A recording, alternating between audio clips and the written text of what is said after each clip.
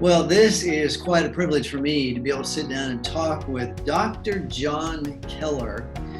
Where, when did we meet? How long ago? Do you Wow, recall?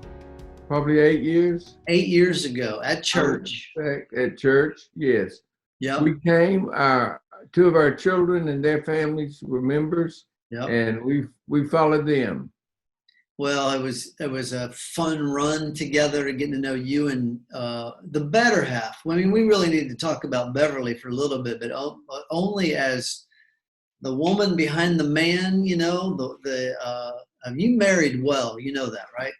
Uh, as my grandfather would have said, I married over my head. But talk a little bit about your family dynamics. Let people know, how many and what your Yeah. brood is about. Well, Beverly and I have been married for 48 years, and we have three children. We have a son who's 46 and a daughter who's 42 with her husband. Our oldest son's married, and he has two children. And our daughter is our middle child, and she's 42 and has uh, a husband and three children, two little girls. And our youngest son is 38, and he is married with three children. Did I count right? Or do you have 8 grandkids? We have eight grandchildren. That's correct. Man, Eight incredible grandchildren.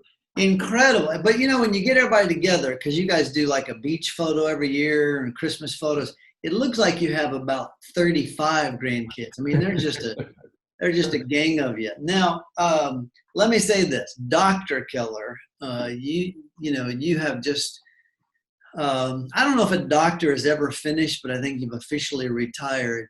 Talk about, you know, um, 50 years ago, this December, you started med school, and then walk me kind of through where you were and what you did the next 50 years. Yeah. Uh, I started med school in Birmingham at the University of Alabama, and that was in uh, 71, and I was completed my medical degree in 74, and then went to uh, and did my residency at the University of Alabama in Tuscaloosa from 75 to 78. I then went to a small town in rural Alabama, York, Alabama. I was in practice there for 2 years, and then moved to Fayetteville, as I'd mentioned before. We had our last child here in in Georgia. So Fayetteville, down around Peachtree City, that Right, area. that's correct. So you were, gosh, I mean, you were just one of those doctors who kids and then grandkids grew up with. I mean, you were there how many years in Fayetteville? 42. Wow. In Alabama, I did the whole spectrum of family practice. They wanted us, as we finished residency, to go into needy communities.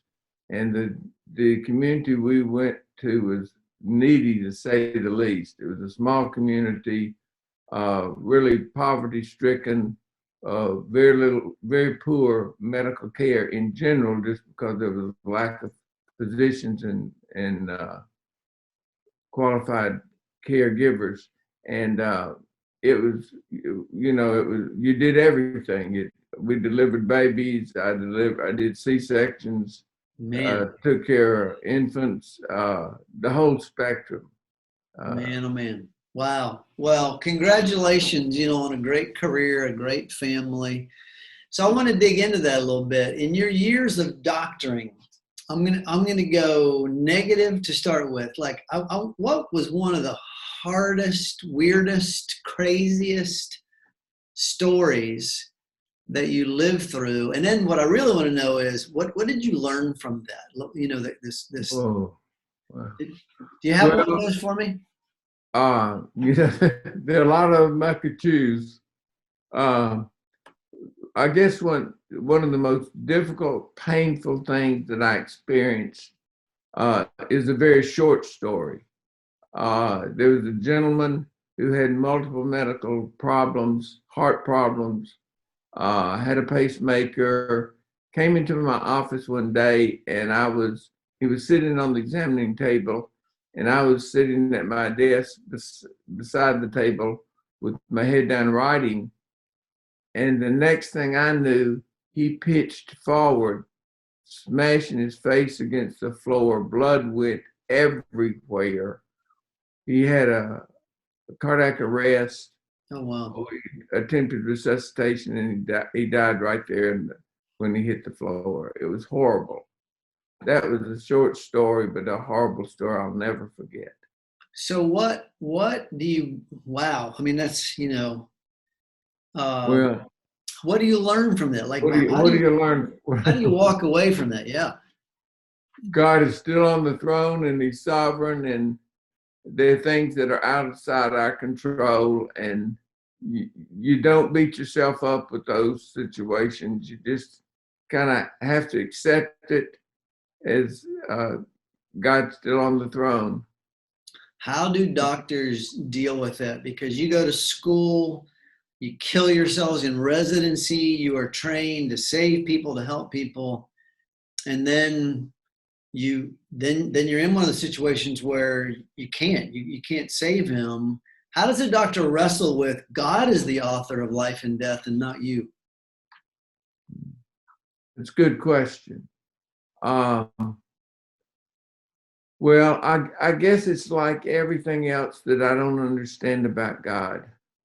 It's the things that I just have to accept and realize in this fallen world that there are things that are going to happen that I can't control, and pain that is going to exist, and others are going to go through things, and we'll all go through difficult things we don't fully understand, but by faith just have to accept. And I don't have any other better explanation. I don't either. But I think you and I both have a faith that says our world is broken. Our world is broken. Yeah. Yeah. All right, let's go the other direction. Tell me a story. Again, I know that you just to ask for one, but what one story in all these years of doctoring is inspiring, like one that that's your go-to of what that inspires you and probably inspires other people?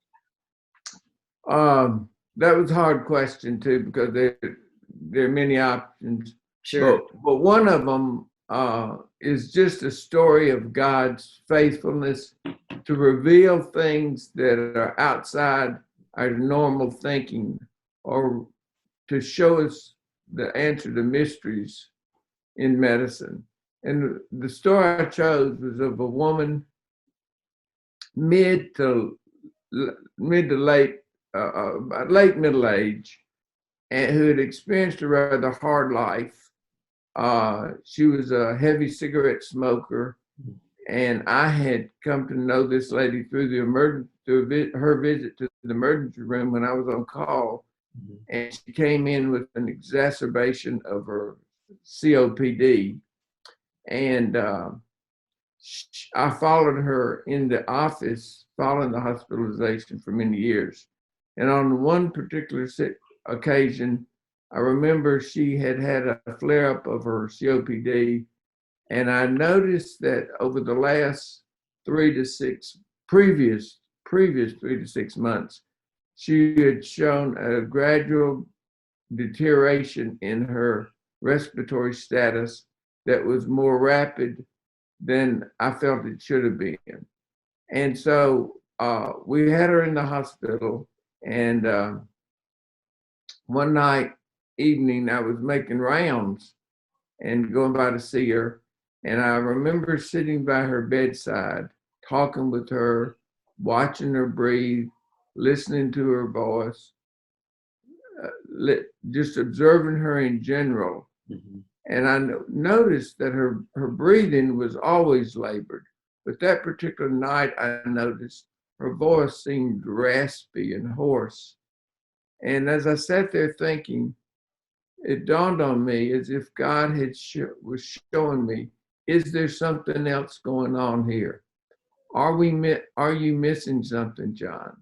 And it was just like a soft, still voice that prompted me to think further about it. And due to the fact she was a heavy cigarette smoker, that put her at high risk for laryngeal cancer.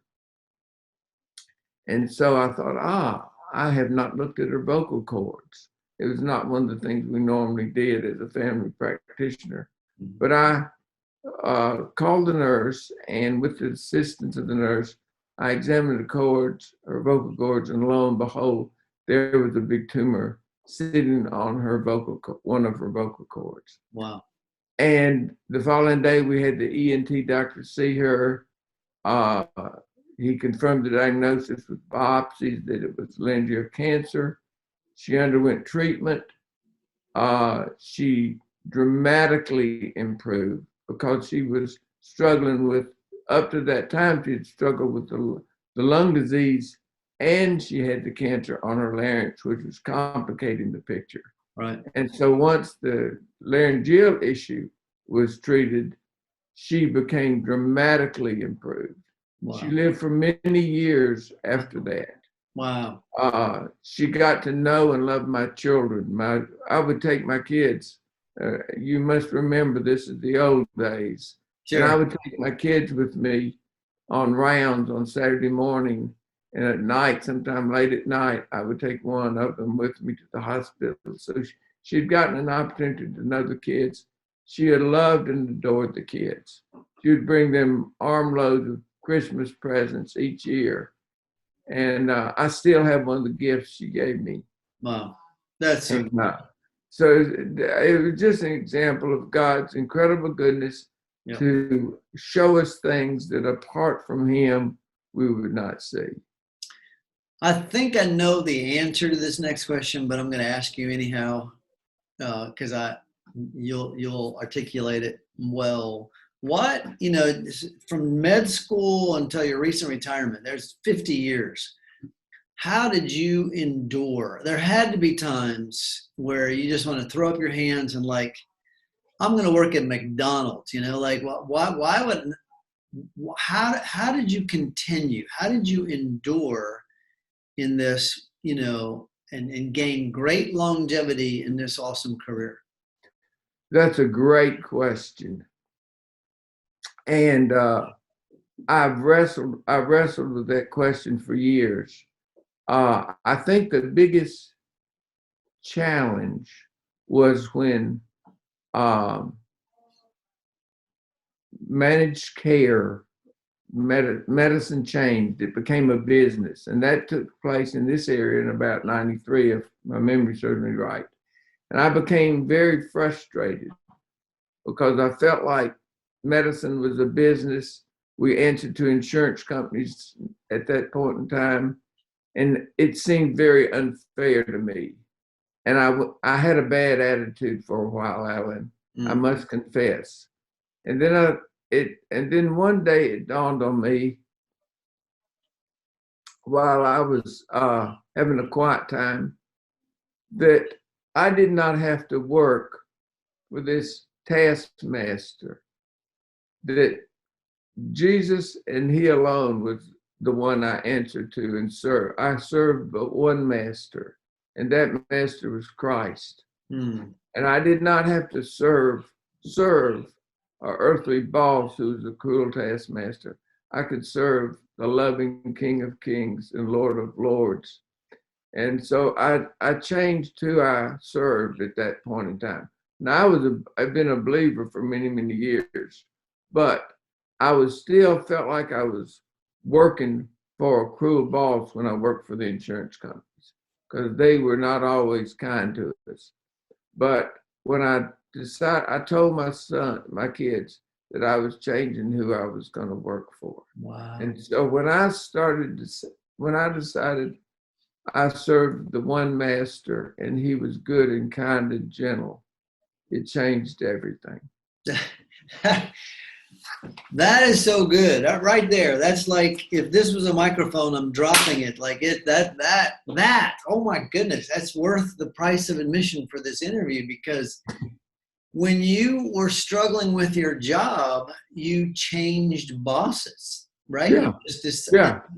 Dr. John, that's a book. That's a book you need to write. How, you know, like detail that out. It's so good. How would somebody? What's that? I mean, I don't want to get into that because that's your book, but that's so. I mean, thank you. That's awesome. That's good stuff. So along those lines, I want you to talk to caregivers because I mean, you are around caregivers and nurses and CNAs and LPNs and RNs and all kinds of. My experience, and maybe you've seen this, but a lot of these caregivers that we work with, Dr. John, they're very passionate.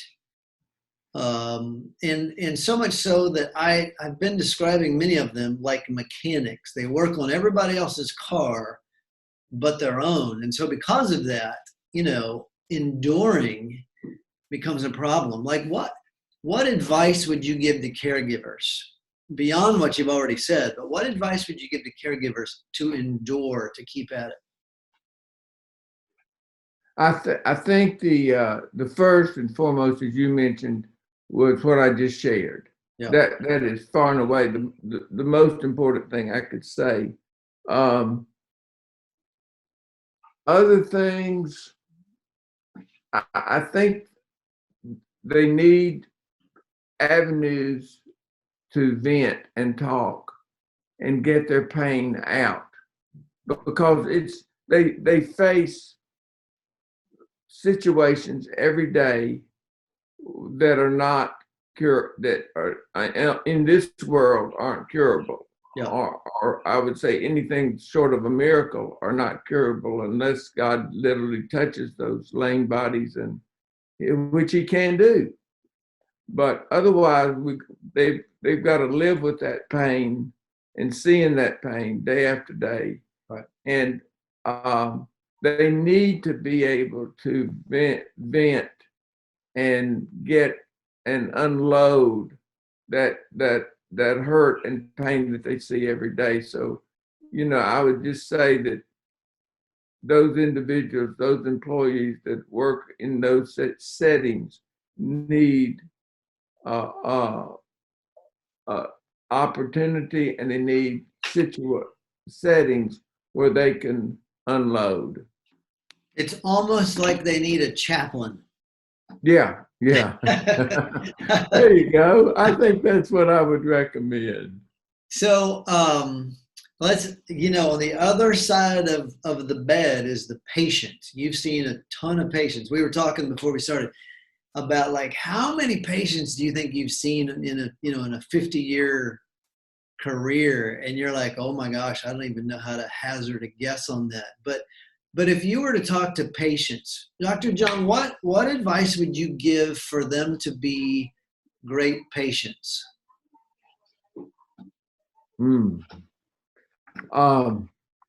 First, I would say I would encourage them to realize that they're valuable, that they have value. Secondly, along the same lines, that they have purpose.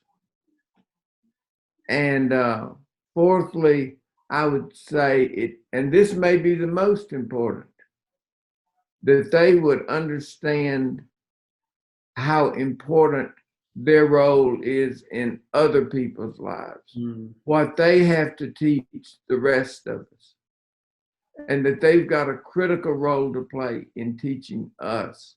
I have patients that I watched over the years go through horrible illness and eventual death. And I think back on what I learned from those patients about perseverance, about being thankful, about hope, about just not giving up. And what we have, I had patients who died of Lou Gehrig's disease. a slow, chronic, debilitating, and eventually fatal disease. I had those with spinal cord injuries, where the spouse hung in there day after day after day, doing what had to be done, and doing it with a thankful heart. So I think finally, just in trying to let the patients know the critically important role they have in the lives of others around them. It's good. You and I, I'll pull the curtain back a little bit for people. You and I were not only at the same church. I was the pastor. You eventually became an elder because you're just, I think people can see you're a godly leader.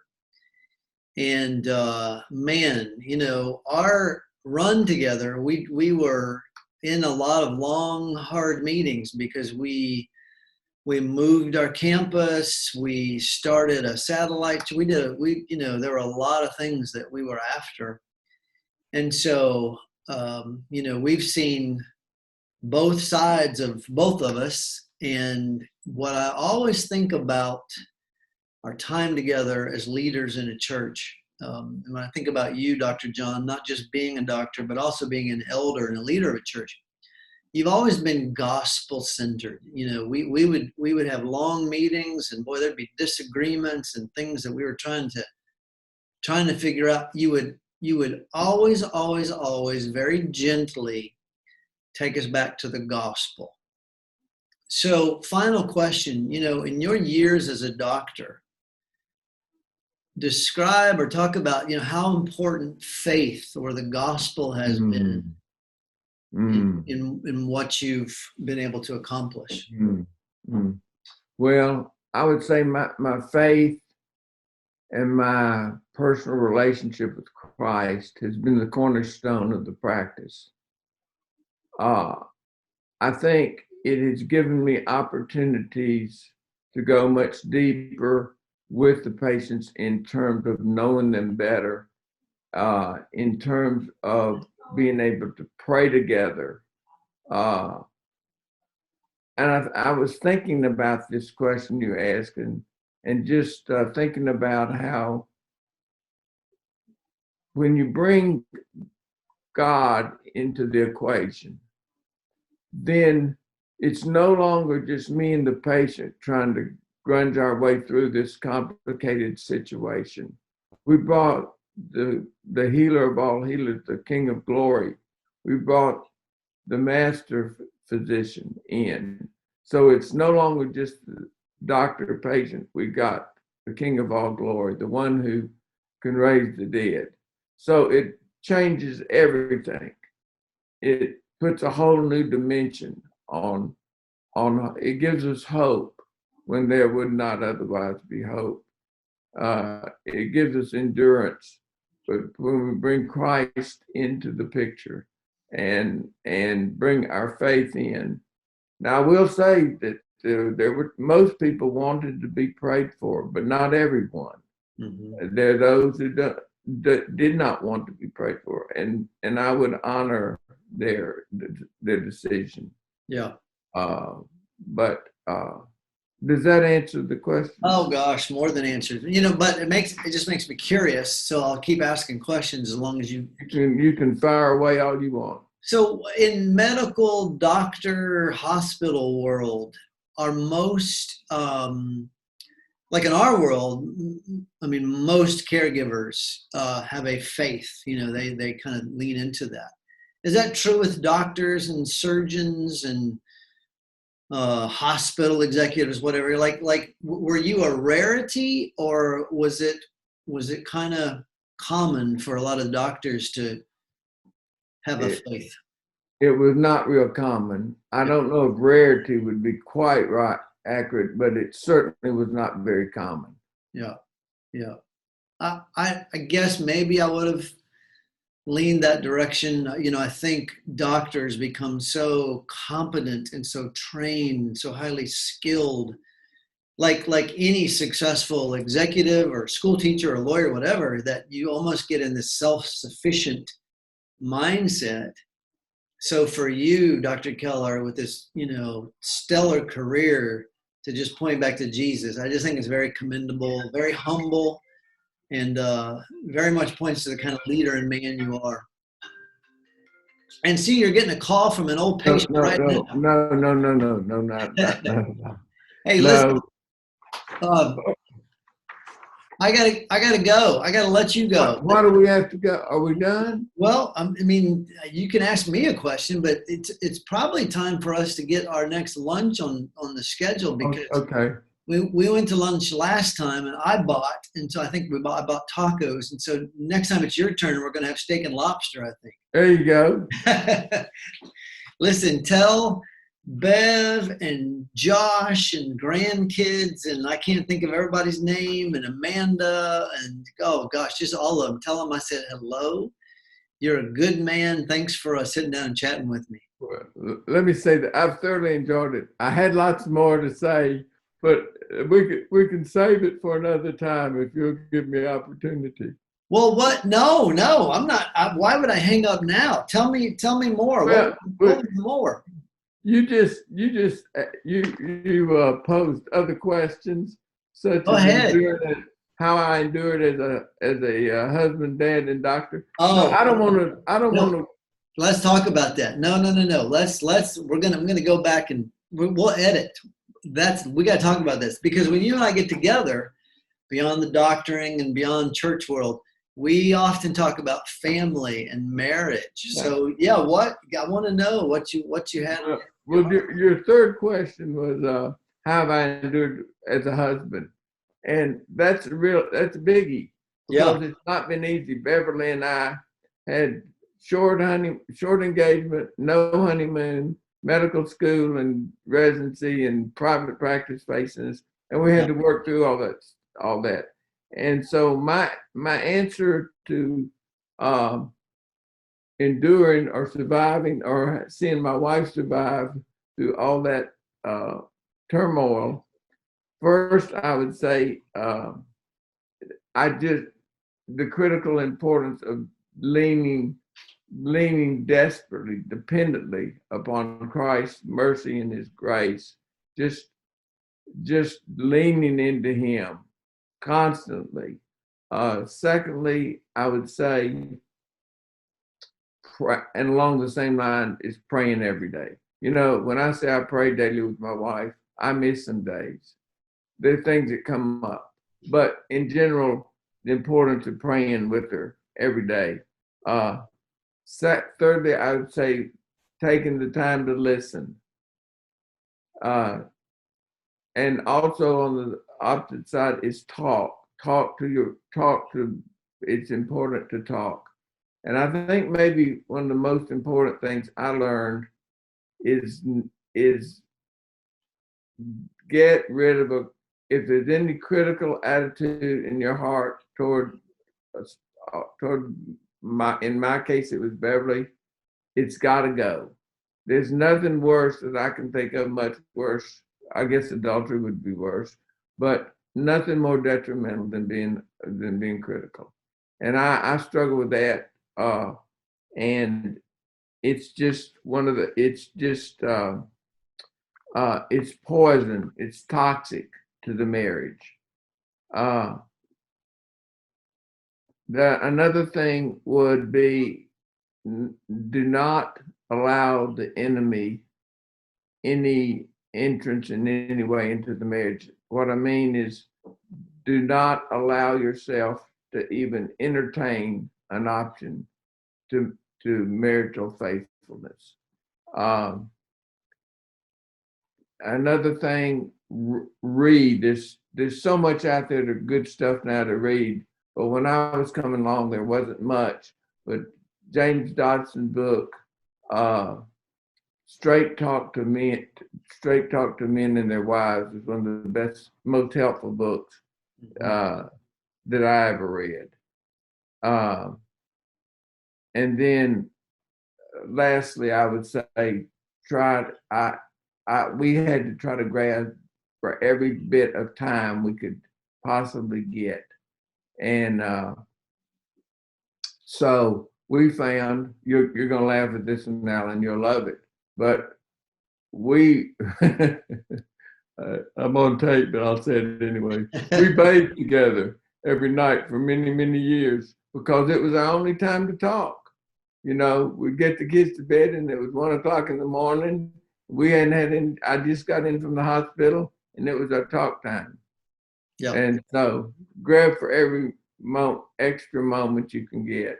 Yes. And I would say, as far as surviving as a father, some of the same things about spending time together, listen to your child, and get them involved in what you're doing.